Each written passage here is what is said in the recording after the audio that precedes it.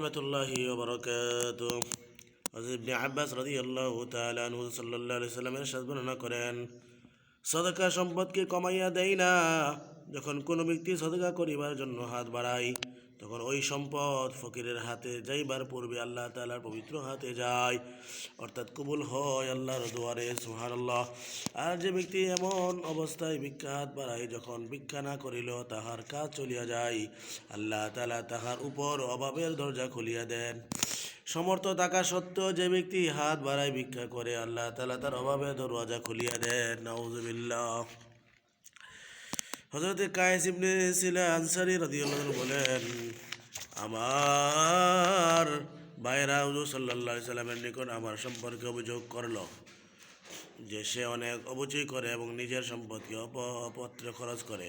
আমি আওয়াজ করিলাম, ইয়া রাসূলুল্লাহ, আমি বাগান হইতে আমার অংশ গ্রহণ করি এবং আল্লাহর রাস্তাও খরচ করি, আর যাহারা আমার সহিত সাক্ষাৎ করিতে আসে তাদেরকে খাওয়াইয়া দেয়।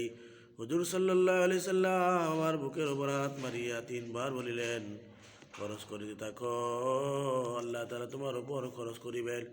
এর কিছুদিন পর আমি জিহাদের এক সফরে চলিলাম, তখন আমার নিকট সওয়ারিও নিজস্ব ছিল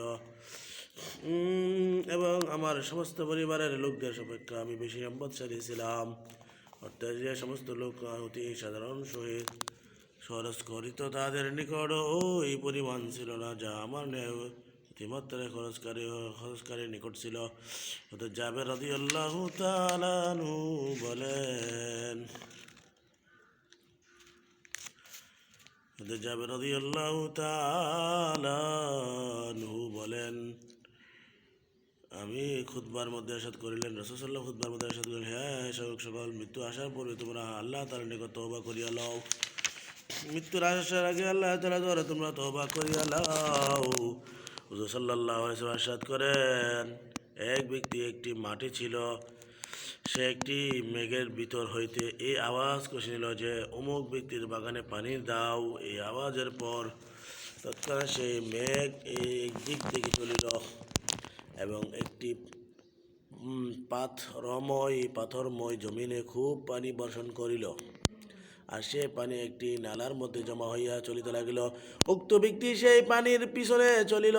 পানি এমন এক জায়গায় পৌঁছিল যেখানে এক ব্যক্তি দাঁড়াইয়া বেলচা দিয়া নিজের বাগানে পানি দিতেছিল।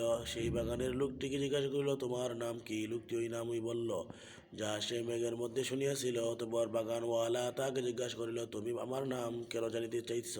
সে বলিল, যেই মেঘ হইতে আমি পানি আসিতেছি, আমি ওই উহার ভিতর এই আওয়াজ শুনিয়াছি যে উমুকের বাগানে পানি দাও, এবং তোমার নাম মেঘের ভিতর শুনিয়াছিলাম। তুমি এই বাগানের এমন কি কাজ করো যাহার কারণে মেঘকে হুকুম করা হইয়াছে যেন উহা তোমার বাগানে পানি দেয়?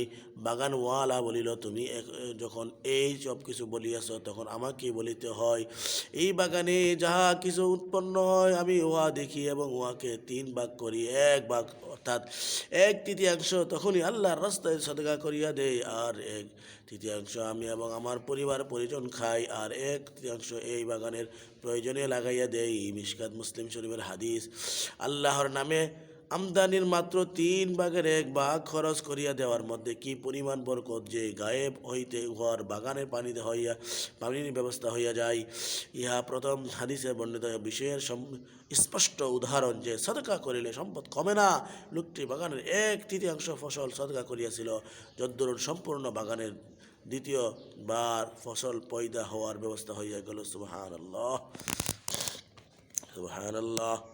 এই হাদিস দ্বারা একটি উত্তম শিক্ষা ইহাও হাসিল হয় যে নিজের আমদানির কিছু অংশ আল্লাহর রাস্তায় খরচ করার জন্য নির্ধারিত করিয়া লওয়া অত্যন্ত উপকারী জিনিস। অভিজ্ঞতাও ইহাই যে মানুষ যদি ইহা সিদ্ধান্ত করিয়া লয় যে এত পরিমাণ আল্লাহর রাস্তায় খরচ করিব, তখন কল্যাণের খাত এবং খরচ করিবার সুযোগও অনেক পাওয়া যায়।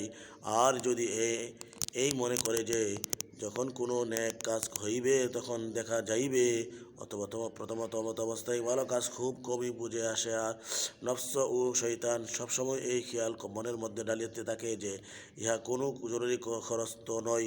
আর যদি এইরকম কোনো বেশি গুরুত্বপূর্ণ কাজ আসিয়াও যায় যাহাতে খরচ করা ভালো বলিয়া স্পষ্ট বুঝে আসে, তখন অধিকাংশ সময় মাল মজুদ থাকে না। যদি মজুদ থাকেও তবে নিজের প্রয়োজনের কথা মনে করিয়া কম খরচ করিতে ইচ্ছা হয়।